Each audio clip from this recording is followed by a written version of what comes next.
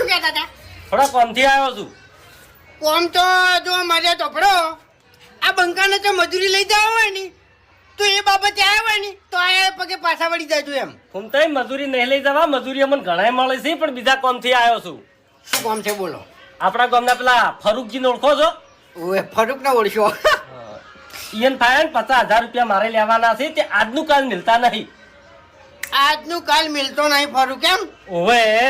બરાબર. અને કાલ તો થોડું વધારે બોલી ગયા પાછા તમને ઓવે કે નહીં હાલવા, જે થાય કરી લ્યો.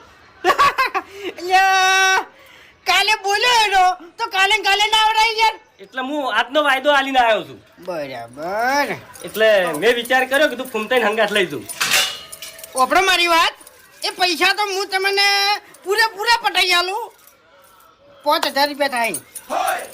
શેના 5,000 રૂપિયા?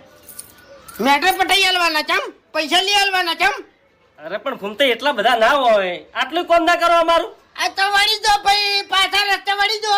અને હવે તો જા તમને કહું હું કેટલી મેટરો આવી. હા સમજ્યા?